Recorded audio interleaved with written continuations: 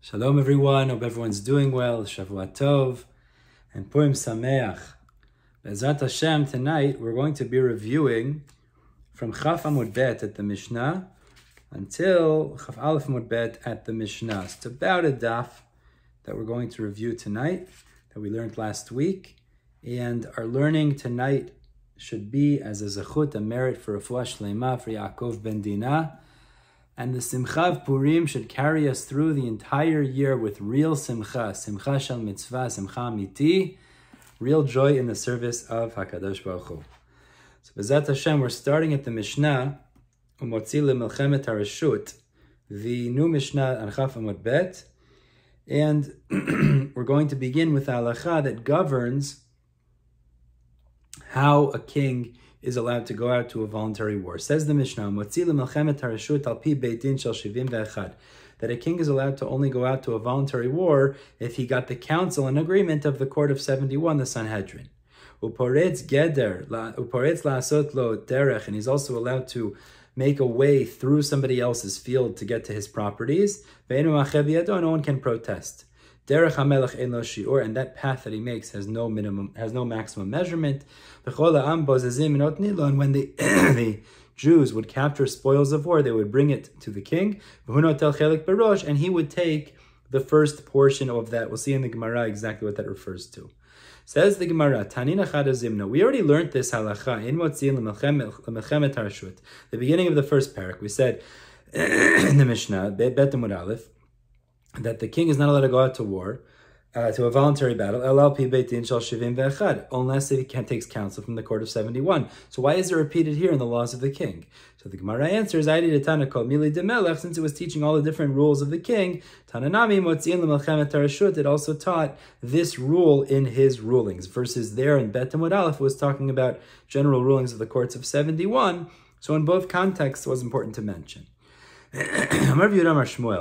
Now, in Sefer Shmuel, Shmuel Hanavi goes through how when Shaul become the king, there will be a series of rights, merits that he will have. He'll take your sons and daughters for his work and all of your produce and your fields, etc.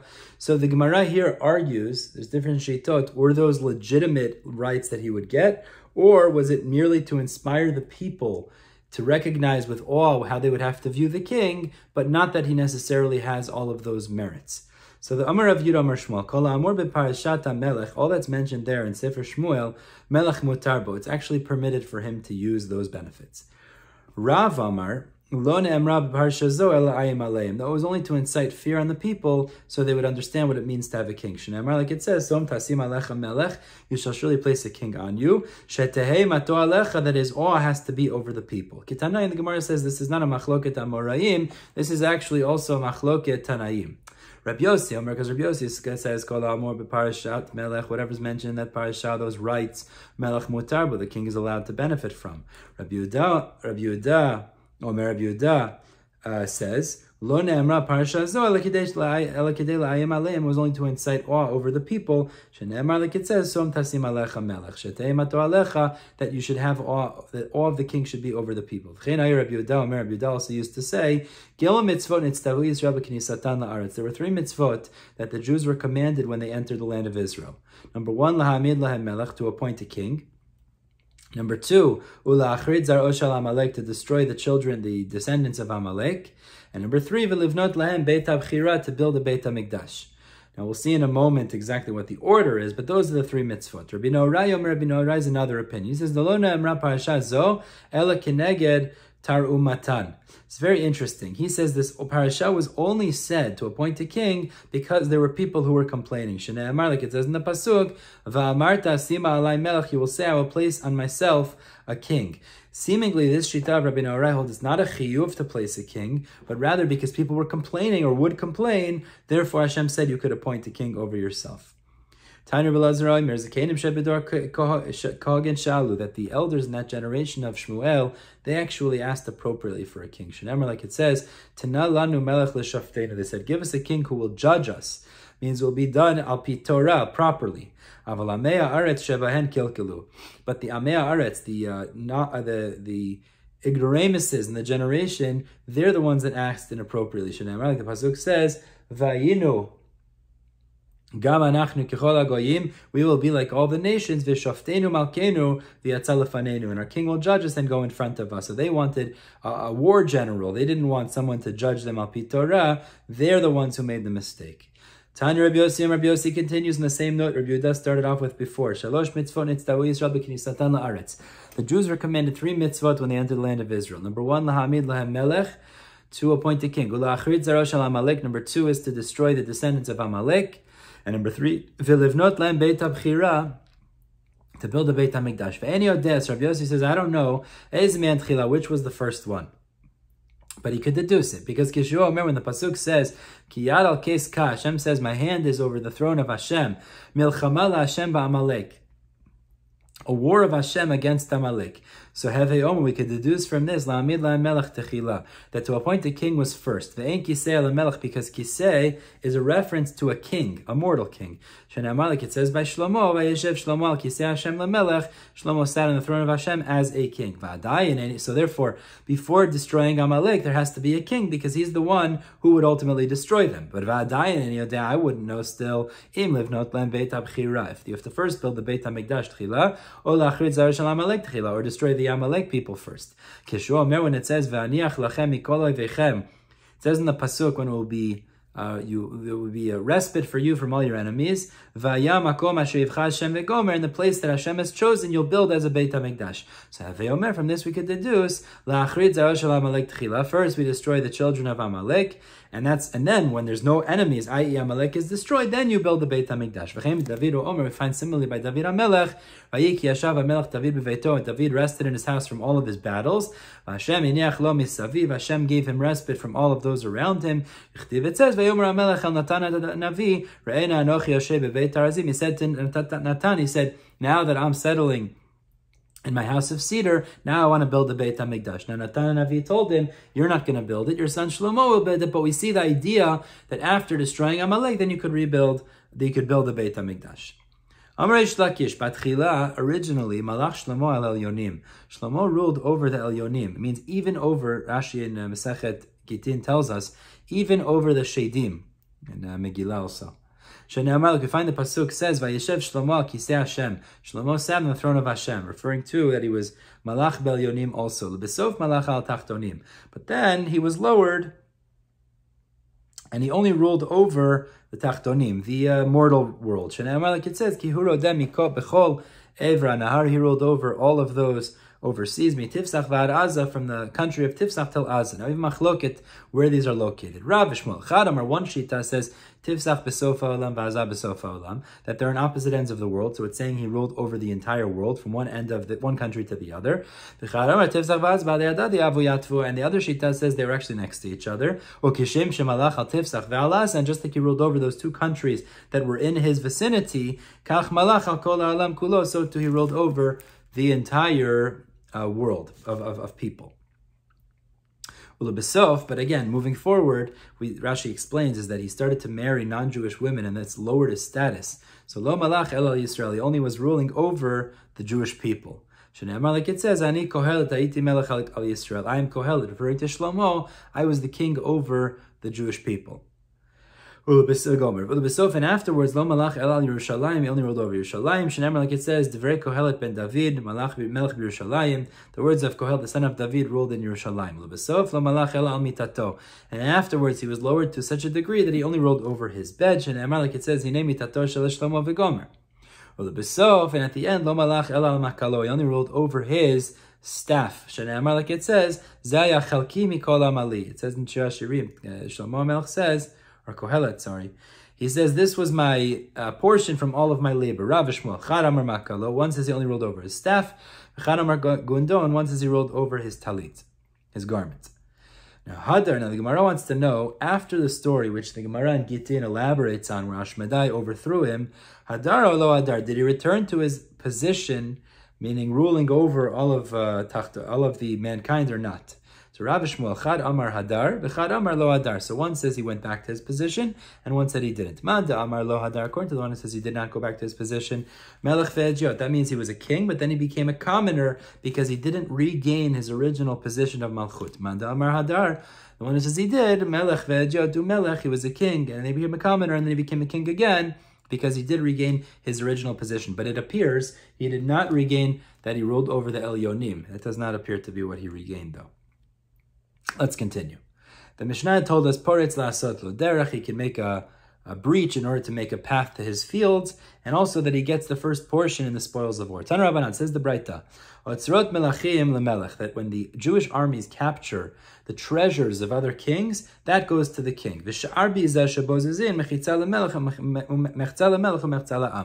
rest of the spoils of war is split, half to the king and then half to the people. Abai says to Rav Dima, I understand the treasures of other kings go to the Jewish king, or it seems like derech eretz, that's the appropriate thing. He appreciates it, so he gets it.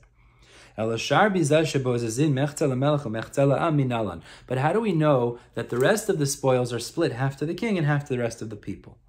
Minalan. So the Gemara tells us based on a pasuk. Excuse me.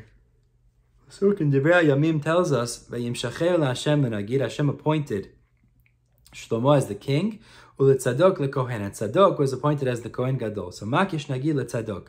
We compare Shlomo as the king to Tzadok who was the Kohen. Ma Tzadok mechzalo mechzala achav. Just as Tzadok, half of the lechem apanim, the Kohen Gadol would take, and the rest was split up by the other Kohanim. Af negid, also the king, mechzalo mechzala achiv. Half was for him of these spoils of war, and half for the rest of the Jewish people. The Tzadok ufei minal. How do we know that Tzadok HaKohen, the Kohen Gadol, took half of lechem apanim? The Tanya, as the Braita says, Rabbi Omer, v'ayta la'aron ulevanav. It says the lechem apanim, the showbreads, were for Aaron and his children. Mechza le'aron, half for Aaron, representing the Kohen Gadol. Umechza lebanav, and half was for his children, representing the regular Kohanim. Okay, moving on to the next section, the Gemara now discusses, the Mishnah now discusses how many women and what type of women a king is allowed to marry. Says the Mishnah, Lo yarbelo nashim, he should not increase in women. This is a pasuk in Shoftim. It tells us that he's not allowed to have more than a certain amount of women. Elish Mona Esrei says the Mishnah means he could only have up to 18. Rabbi Yehuda says, Mar be'olo, he could have more women than that. As the pasuk says, they just can't be women that turn his heart away from the Torah, away from Hashem. So he could have more than 18 as long as they're not wicked. Rabbi Shimon says, Afilu achad me'sirat libo, even if it's one who's wicked, who turns his heart away from Hashem, he can't marry her. So then what is the pasuk telling us? He shall not increase in women. Meaning, even if they're righteous, like Avigail, who was a Neviah actually, that David ended up marrying, even that he wouldn't be allowed to marry over the number 18. Says the Gemara, L'meimra, Mishnah would imply to Rabbi Yehuda Darish Ta'ama Dekra, that Rabbi Yehuda expounds the reasoning of the pasuk, and therefore he says you can't have more than 18, like it says. It shouldn't be Meisirat Libo. It shouldn't turn his heart away from Hashem. Rabbi Shimon Lo Darish Ta'ama Dekra. Rabbi Shimon does not expound the reasoning of the pasuk, meaning he says even not Meisirot et Libo, like the pasuk implies, would be problematic. But the Gemara says we have the opposite implication. The Tanya, because the Braita teaches when it says Lo tachbol beged almana, you can't take a collateral from a widow. So the Tanakam, Rabbi Yehuda says almana ben she'ash aniyah ben she'ashira, whether she's poor or wealthy, you're not allowed to take a collateral from her. Ein mashkinenota, you can't take a collateral. We read the pasuk literally, face value, without any reasonings. Shneimar, like it says Lo tachbol beged almana. Div Rabbi Yehuda. Rabbi Shimon Omer, Rabbi Shimon says ashira me mashkinenota. Ashira, if it's a wealthy widow, you could take a collateral from her. A poor one you cannot, because you'll have to give it back to her, and you'll cause a negative reputation for her amongst her neighbors. And the Gemara there says, what is Rabbi Shimon saying? This is what he's saying. Because you take a collateral from her, you'll have to give it back every night so she can use her pajamas, and then you're going to cause a negative reputation amongst her neighbors. So because of that, you shouldn't take a collateral from a poor woman, but you could take a collateral from a wealthy woman. Almas, what we see is, Rabbi Yehuda lo darish tama, that Rabbi Yehuda does not expound the psukim, qualify the verse based on its reason. Tama dekrav, Rabbi Shimon darish tama dekrav, Rabbi Shimon does. So it seems to be a contradiction between the way they expound the verses in regards to the king marrying women and not taking a collateral from an almanah. So the Gemara answers like this, Ba'alma really in general, Rabbi Yehuda lo darish tama dekra. Like we find by almanah, it doesn't say a reason there, and therefore he doesn't employ any reason. You can't take a collateral altogether from a widow. Vishani hacha, but it's different by the king, the mefarish tama dekra, because it specifically says the reason. It says matam lo yarbelo nashim. Why isn't it allowed to take more women? Mishum de lo yasur levavo, because it says after his heart shouldn't stray. Meaning to say is, it's specifically telling us what is the geder, the qualification of not taking more women than 18, is if they're wicked. Rabbi Shimon Amar Lecha, he says the opposite. He says Mechti. In general, Ba'alma Darshina Time Dikra, we do expound the reasonings of the verses without it stating the reason obviously. So in Kein Lechtov Kalo Yarbelo Nashim, if so, it could have just said, don't have too many wives, Velishtok, and that's it. He could have left out the rest of it. Vana Mina Matam Lo Yarbe Mishum de Lo Yasir. And I would know the reason, Mishum de Lo Yasur. The reason is because his heart shouldn't stray from Hashem. So lo yasur lamli, why does it go out of its way to say lo yasur? It's saying even one who is a wicked one, who turns his heart away from Hashem, he shouldn't be allowed to marry. And why does it say he shouldn't have many, more than 18? It means even like righteous ones like Abigail, he wouldn't be allowed to marry over 18. Asks the Gemara, moving on now. What's the source that he's not allowed to marry more than 18 wives? It says in Shmuel Bet regarding David HaMelech, when he was king in Hebron, it says, Vayivaldu David banim bechevron. Children were born to him in Hebron. Vayihi bechoro Amnon la'Achinoam ha'Yisraelit. The oldest one was Amnon, who was born to Achinoam ha'Yisraelit. Mishneh, the second one was Kilav Abigail Eshet Naval Carmeli. Va'ashlishi Avshalom ben Ma'acha. Va'arvi'i, the fourth one was Adoniah ben Chagit. Va'chamishi Shfatia ben Abital. Va'ashishi Yitram le'Egla Eshet David. So these were the 6 children born to the 6 wives of David. Eile Yaldu David bechevron. These were born to David in Hebron. V'ka'amar le'Navi, and Natan Navi tells him later, that was in Perik Gimel, and in Perik Yud Beis, Natan Navi tells him, if it's too few, we'll add on like this and like this, keywords. So the way we expound it is as follows. Kahena is sheet. Kahena means another 6. V'chayena sheet, and kahena v'chayena is another 6. Tahav tam nisrei, which is a total of 18. So you see the maximum you can marry is 18. Maybe kahena means, another 6, which is 12. V'chayena, but v'chayena doubles what exists now, which is a Esrim v'arba, it's actually 24. V'chahena esrim v'arba. And Tanya Miyachin, there's actually a Braita, Shita, that holds this way. It says, Lo yarbelo nashim, yoter mesrim v'arba, you can't have more than 24.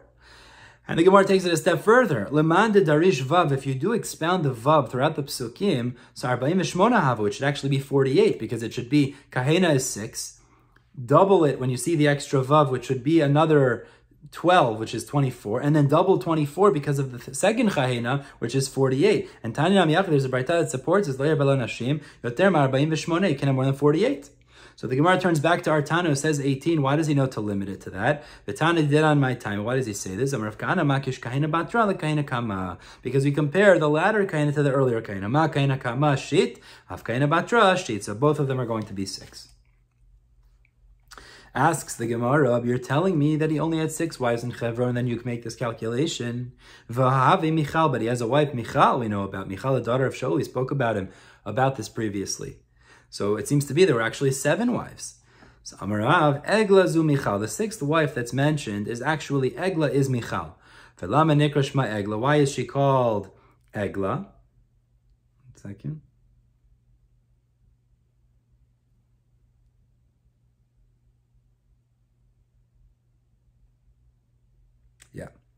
Why is she called Egla?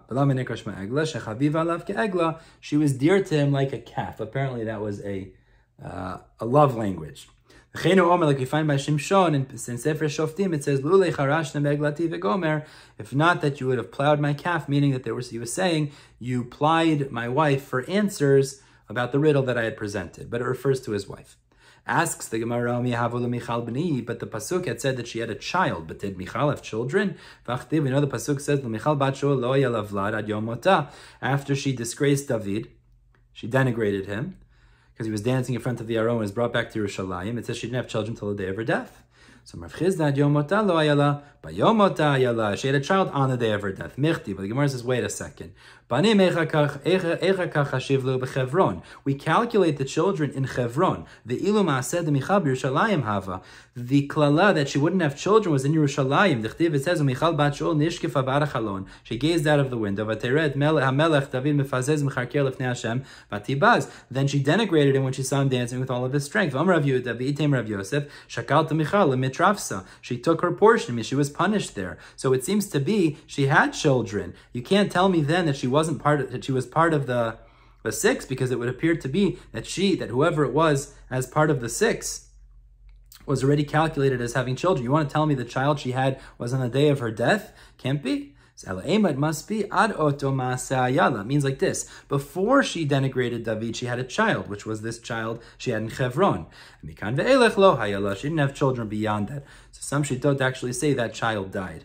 The Gemara says, but 1 second, it says, it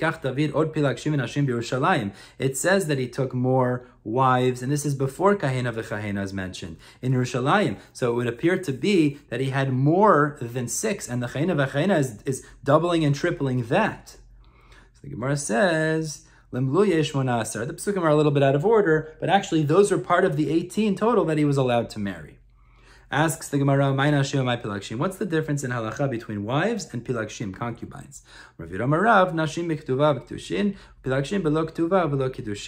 simple pshat is a wife is with a ketuvah, the marriage contract that he owes her, and kiddushin is the kinyan, the necessary step in getting married, and the pilegesh is without those two items.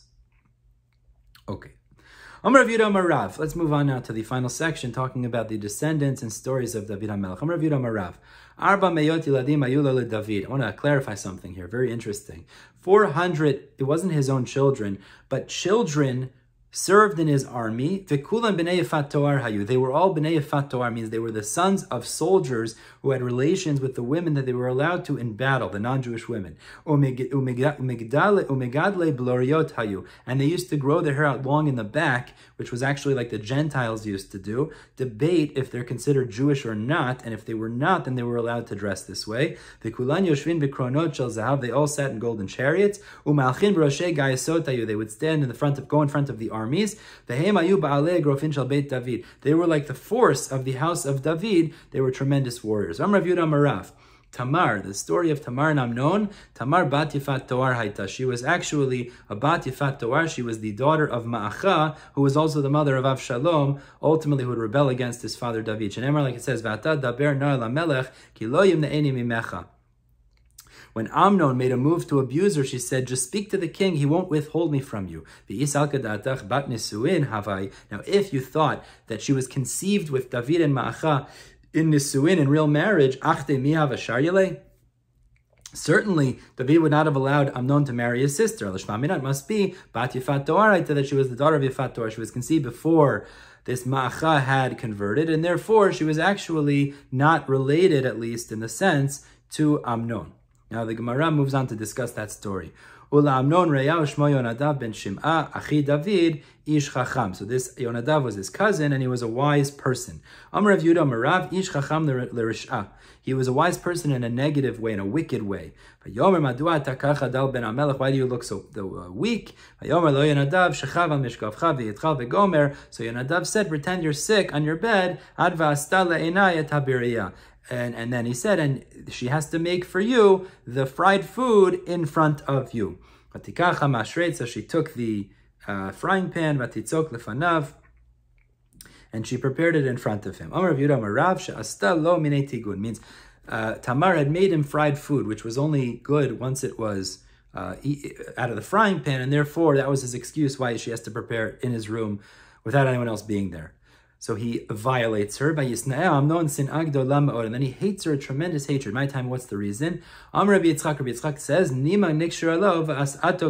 unbelievable. She had a pubic hair that was tied for him that caused it to cut into his member, maiming him.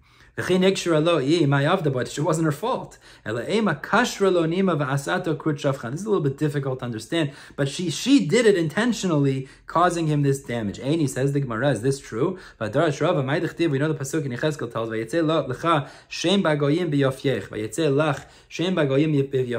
your beauty has gone out amongst the goyim, that a miraculous thing happened in Bayit Rishon, that the Jewish girls did not have armpit hair or pubic hair. So how could that be over here? So the Gemara answers, Shani Tamar de Batifat Torah Avai. Tamar was conceived when her mother wasn't Jewish, Ma'acha, because she was a Batifat Toar, so she didn't have that blessing of the Jewish girls. Pasuk says after she was violated, Batikach Tamar Ifra Rosha, she put ashes on her head, Viktonet Hapasim Asher Alea Kar'a, and the royal garment that the princesses used to wear, she tore. There was a great fencing or a great restriction that was made at that time, because the people said, Amru, libnot melachim kach, if this could happen to a princess, libnot hedyotot alachat kama v'kama, certainly it could happen to a commoner. Im litznuot kach leprutzot alachat kama v'kama, to the modest women this could happen, certainly to the ones that are immodest. So the women were much more careful not to get into situations like this. And not only that, Amr V'yidom Arab, but he says further, Botasha Agazru, turning to Chafal Mudbet, at that time they made a decree, ala yichud v'ala penuya, is turning to Chafal Mudbet, on yichud, seemingly of Eshet Ish, of a married woman, as well as yichud with a single girl, both being prohibited because it led to such a story. Asks the Gemara, yichud d'oraito. Yichud is actually a sur min Torah for an Eshet Ish. Where do we have a hint, a remez, a hint to the isser of seclusion with a married woman, with one of the arayot, the forbidden relationships? The pasuk says, Ki yesidcha achecha ben achicha ben imecha. It says, if your brother, the son of your mother, means your maternal brother, will attempt to seduce you to do avodah zarah, so etc. It says it over there. Why does it specifically say your maternal brother may try to attempt to seduce you to avodah zarah? To tell you, that since a son could be secluded with his mother, so therefore he'll be around his brothers who are also his maternal brothers. That would be natural for him to try to talk to them about doing avodah zarah. But the diuk that we make from that is, specifically there, a son to his mother, which is one of the arayot, he could be secluded with his mother, but the other ones are not acceptable. So that's already a source in the Torah. How can you tell me David instituted this? That what David made a gzeira was only on the yichud, the seclusion of a penuya, a single girl, but the other ones existed from the Torah already. Now the final story we'll discuss is Adoniah. Adoniah ben Chagit mitnaseh lemor ani emloch. So he tried to take the crown, saying, I will become the king. This is one of the children who rebelled against their father, David HaMelech. Amar Rav Yehuda Amar Rav, at the beginning of Melachim Aleph. Rav Yehuda Amar Rav says, there was a bar in the crown of David HaMelech because those of his descendants who were worthy of Malchut had an indentation in their skull, apparently. So he tried to force it on his head, but he didn't have it, and it appears that it didn't fit properly. It says, so he made for himself, this Adoniah, a chariot and soldiers and 50 people running in front of him. So what's the chidush? Meaning is that it's not a major thing to have 50 foot soldiers. Even regular princes had that. And he wanted to show that he was like the kings. They were special in the sense their spleens were destroyed. And also they had carved out the skin on the bottom of their feet, the nerves, so they could run without tiring. Apparently the spleen causes exhaustion, as well as the nerves in the bottom would be hurt if you run over thorns. So these were like special super soldiers to present himself as the king. Okay, we know he didn't end up succeeding in that. We're stopping here on Chaf Aleph Mudbet. Be'ezrat Hashem, we'll pick up tomorrow with Chaf Aleph Mudbet. And again, I wish everybody Shavua Tov, a beautiful week, Purim Sameach, and it should be a Purim of Simcha Amiti that carries us through the entire year. Have a great night.